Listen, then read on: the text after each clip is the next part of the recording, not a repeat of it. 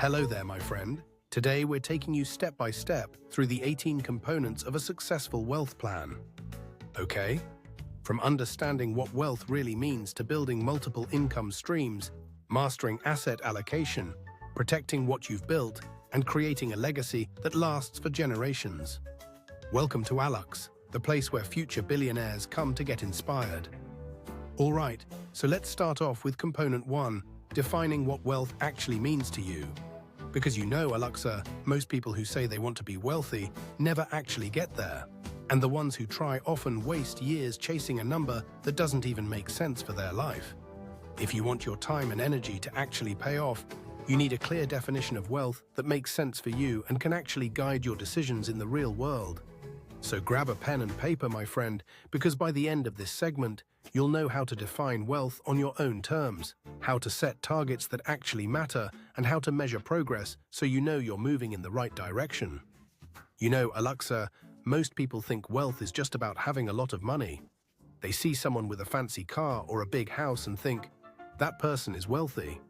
But that's not how real wealth works, okay? Because true wealth isn't about how much you have.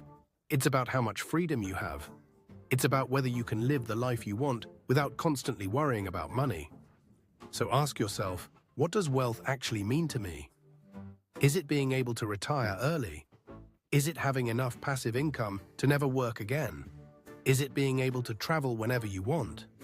Or maybe it's just having enough savings that you never have to stress about an unexpected expense. The point is, wealth looks different for everyone. And if you don't define it for yourself, you'll spend your whole life chasing someone else's definition. That's why component 1 is so critical. You need to know what you're aiming for before you can build a plan to get there. All right, moving on to component 2, calculating your net worth. Because here's the thing, my friend, you can't improve what you don't measure. And most people have no idea where they actually stand financially. They know roughly how much they make, they know roughly how much they spend, but they've never sat down and calculated their actual net worth. Your net worth is simple. It's everything you own minus everything you owe.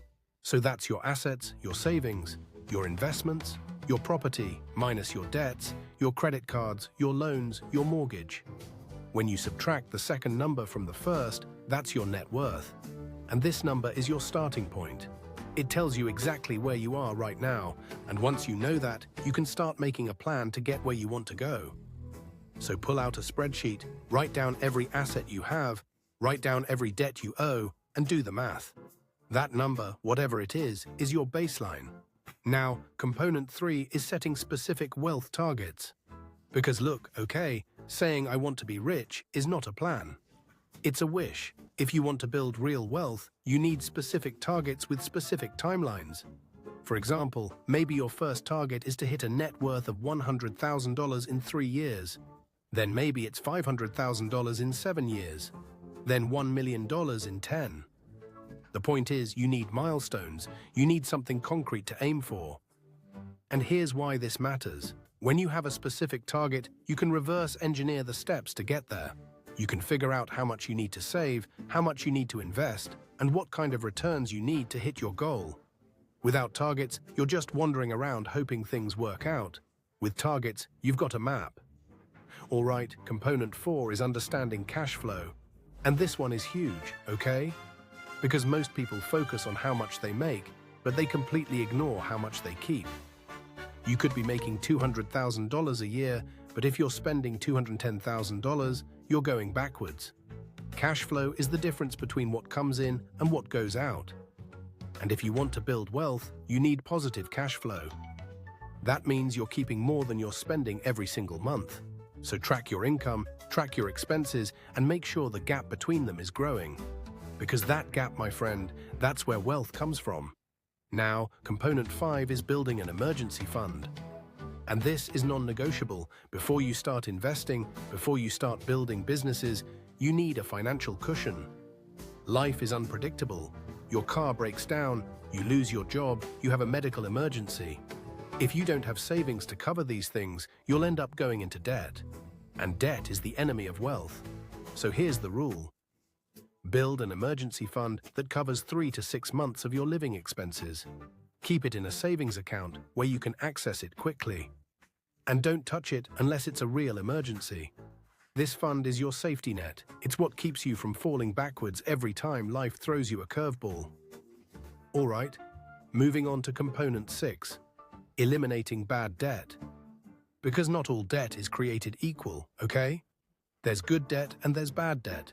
Good debt is money you borrow to buy something that goes up in value or generates income, like a mortgage on a rental property or a business loan that helps you grow. Bad debt is money you borrow to buy things that lose value or don't generate any return, like credit card debt for clothes, cars, or vacations. If you're carrying bad debt, especially high-interest credit card debt, you need to eliminate it as fast as possible. Because every month you're paying interest, you're literally giving away money that could be building your wealth instead. So make a plan, pay off the highest interest debt first, and stop borrowing money for things that don't make you money. Component 7 is maximizing your income. Because here's the truth, my friend, you can only cut expenses so much, but there's no limit to how much you can earn. So if you want to build wealth faster, you need to focus on increasing your income. That could mean asking for a raise, switching to a higher-paying job, starting a side business, or learning a new skill that makes you more valuable in the market. The point is, don't just accept your current income as fixed. Treat it like a variable you can control. Because the more you earn, the more you can save, the more you can invest, and the faster you can build wealth. Now, component 8 is creating multiple income streams. And this is where things get interesting. You see, most people rely on one source of income, their job. But if you lose that job, your income goes to zero. That's risky. Wealthy people, on the other hand, have multiple streams of income. Maybe they have a salary, rental income from properties, dividends from investments, royalties from a book, or profits from a business. The more streams you have, the more stable your financial situation becomes. And if one stream dries up, you've still got others to fall back on. So start thinking about how you can diversify your income. What skills do you have that could generate money? What assets could you build that pay you over and over again? That's how you create real financial security. All right, component 9 is understanding the power of compounding. And this one, my friend, this is the secret to building serious wealth. Compounding is when your money makes money, and then that money makes more money. It's exponential growth. Let me give you an example. If you invest $10,000 and it grows 10% in the first year, you've got $11,000. In the second year, you earn 10% on $11,000.